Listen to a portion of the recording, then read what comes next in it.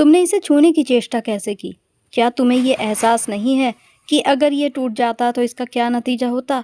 देखो, इस घर में तुम ही नहीं और भी बच्चे हैं जिन्होंने कभी ऐसी बेवकूफ़ी नहीं की। तुम्हारी इस हरकत का कोई मतलब नहीं है।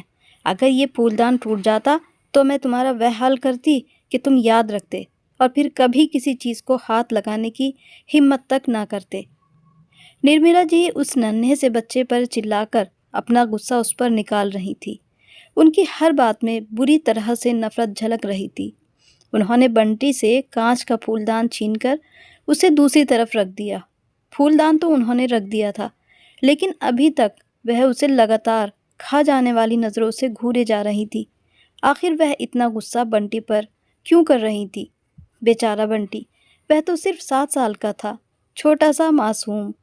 बंटी अपनी सफाई में ये तक नहीं कह पाया कि यह आपके पैर पर गिरने वाला था। मैंने इसे इसलिए पकड़ा, अगर यह गिर जाता तो आपके पैर में चोट लग जाती। उसके मुंह से तो डर के मारे कुछ भी नहीं निकल पाया था।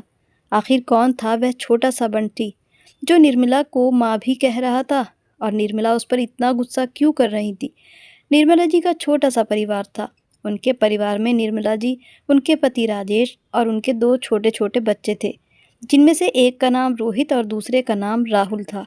निर्मला जी के पति राजेश एक किसान थे और अपनी ज़मीन पर खेती करके वह अपने परिवार को पाल रहे थे। भले ही राजेश जी के पास ज़्यादा दौलत नहीं थी, लेकिन वे दिल के बहुत धनी थे। किसी का बुरा होता उनसे देखा नहीं जाता था। दया तो उनके अंदर कूट कूट कर भरी थी। वे बहुत ही समझदार, नेक दिल और उदार व्यक्ति थे। धीरे धीरे समय गुजर रहा था। उनके दोनों बच्चे राहुल और रोहित बड़े हो रहे थे।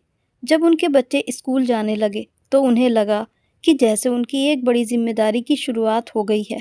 एक दिन राजेश किसी काम से शहर गए हुए थे। निर्मला घर पर काम निपटाकर सिलाई करने बैठी थी। तभी राजेश एक 4 साल के बच्चे का हाथ पकड़े घर आए और निर्मला से बोले, निर्मला, अपनी ममता का थोड़ा सा हिस्सा इस मातहीन बच्चे को भी दे देना। यह सुनकर निर्मला चौंक गई। वह राजेश की ओर देखते हुए बोली, ये किसका बच्चा ले आए हो आप? ये कौन है और किसका है? और आपसे इसका क्या नाता है? एकदम से इतने सारे सवाल एक ही सांस में निर्मला ने कर डाले थे। एक पल के लिए राजेश चुप खड़े रह गए।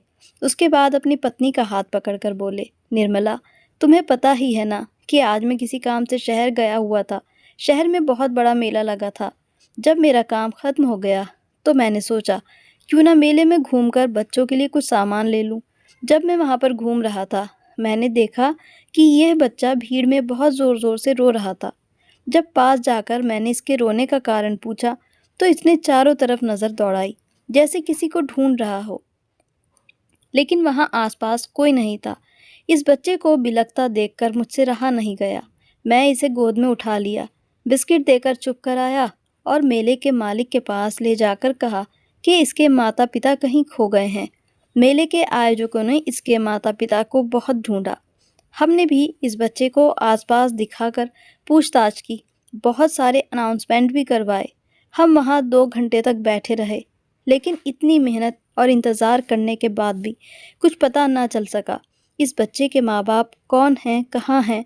थोड़ी देर इसी उम्मीद में मैं वहाँ बैठकर इंतज़ार करता रहा कि शायद इसके माँ बाप इसे ढूंढते हुए वहाँ पहुँच जाएं, लेकिन मेरा इंतज़ार बेकार रहा और इस बच्चे को लेने कोई नहीं आया। फिर मैं इस बच्चे को लेकर थाने गया, इसकी रिपोर्ट लिखवाई और अपना पता देकर आ गया हूँ।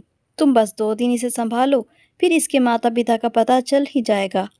अब निर्मला क्या करती? कोई बड़ा होता तो उसे भगा भी देती, लेकिन ये तो बहुत छोटा सा बच्चा था और निर्मला भी अच्छी तरह जानती थी कि उसके पति का स्वभाव कैसा है। वह किसी का दुख दर्द नहीं देख सकते। अगर वह उन्हें इनकार कर भी देती तो वह इस बच्चे को लेकर कहीं और चले जाते। निर्मला ने बेमन से बच्चे को नहलाकर अपने बेटे रोहित के पुराने कपड़े पहना दिए।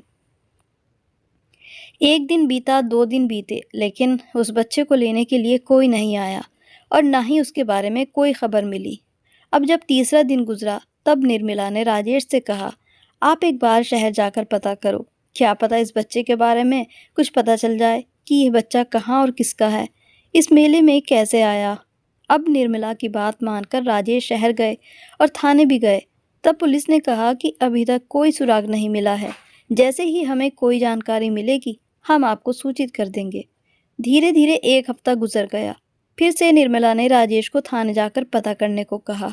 इस बार जब राजेश थाने में पहुंचे तो पुलिस ने कहा, इस बच्चे को लेने कोई नहीं आया है। अब बस एक ही उपाय है, या तो इसको आश्रम भेज दिया जाए, लेकिन अगर तुम चाहो तो तुम ही इसके पिता बन जाओ।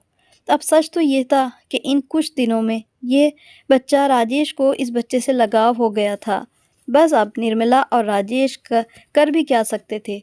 राजेश ने पुलिस की बात मान ली और इस बच्चे का नाम बंटी रखकर उसे अपना सबसे छोटा बेटा मान लिया। लेकिन निर्मला ने उसे कभी भी अपना बेटा नहीं माना।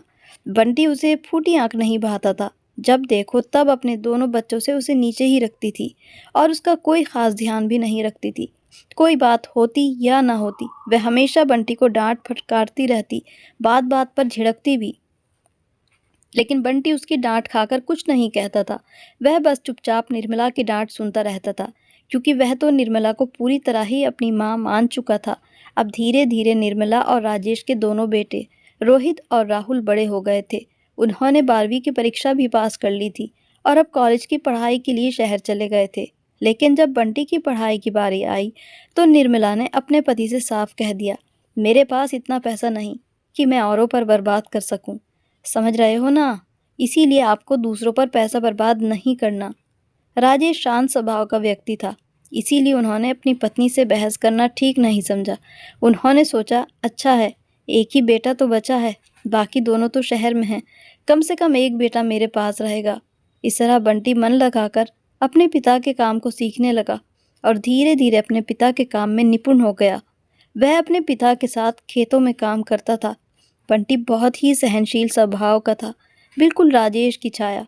पूरे गांव में बंटी की तारीफ की जाती थी, जिसे सुनकर राजेश फूले नहीं समाते थे। समय धीरे धीरे गुजरा और राजेश के दोनों बेटे रोहित और राहुल की पढ़ाई पूरी हो गई।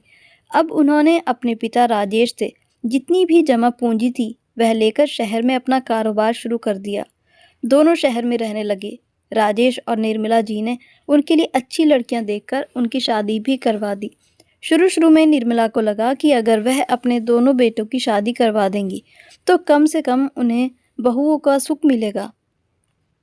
पूरा जीवन काम करते करते बीत गया, अब तो थोड़ा आराम मिलेगा। इसी सोच के साथ निर्मला ने दोनों बेटों का विवाह कर दिया कि बहू के आने से उन्हें कुछ राहत मिलेगी। लेकिन जो सोचा था वह कहाँ पूरा होता है। शादी के 1 महीने बाद ही दोनों बेटे अपनी पत्नियों को लेकर शहर चले गए। निर्मला दिन रात उदास रहने लगी, जो राजेश को बिल्कुल अच्छा नहीं लगता था। जब भी उसे देखते तो वह हमेशा उदास दिखाई देती।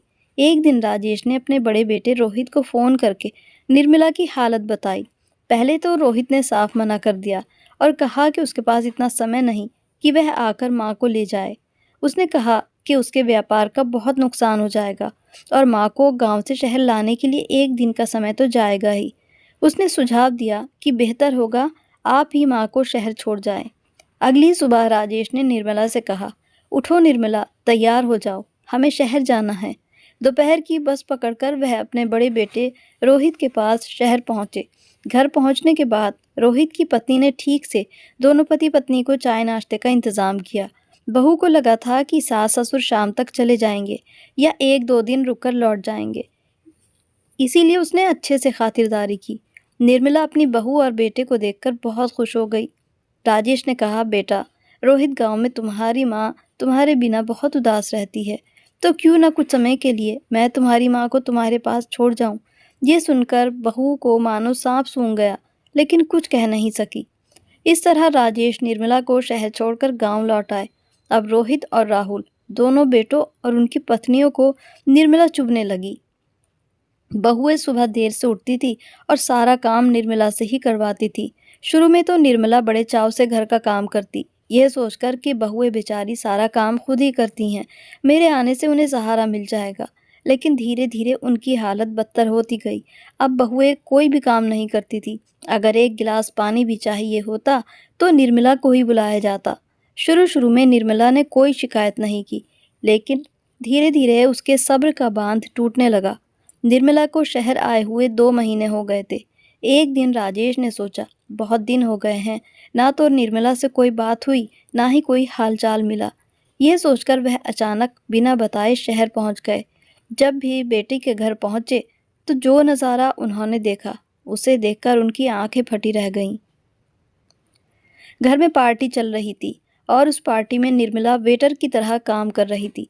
जब उनके हाथ से खाने की प्लेट गिर गई और सारा खाना फर्श पर बिखर गया तो रोहित और उसकी पत्नी ने उन्हें सबके सामने ज़बरदस्ती फर्श साफ करने को कहा। उनके सभी दोस्त और रिश्तेदार निर्मला को अनपढ़ गंवार और न जाने क्या क्या कह रहे थे।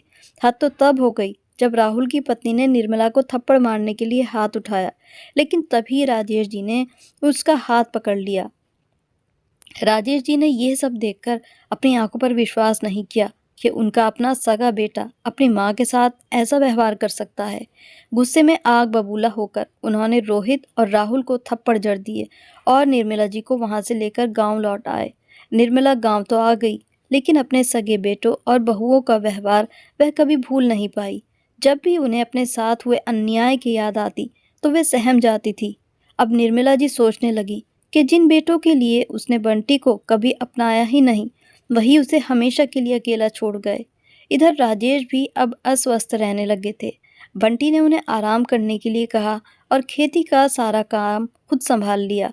फिर राजेश ने अपने एक परिचित की बेटी मालती से बंटी का विवाह करा दिया। 1 साल बाद बंटी एक बेटे का पिता भी बन गया। धीरे धीरे निर्मला का झुकाव बंटी की ओर होने लगा था। यह देखकर राजेश बहुत खुश थे। एक दिन राजेश धूप में बैठकर अपने पोते को खिला रहे थे कि अचानक बेहोश हो गए। दरअसल पिछले कई दिनों से उनके सीने में दर्द था, लेकिन उन्होंने घर में कुछ नहीं बताया था। उस दिन अचानक उनका दर्द बढ़ गया। बंटी तुरंत उन्हें अस्पताल लेकर गया। डॉक्टर ने बहुत कोशिश की, लेकिन 2 घंटे बाद राजेश ने अंतिम सांस ली और हमेशा के लिए इस दुनिया को छोड़ दिया।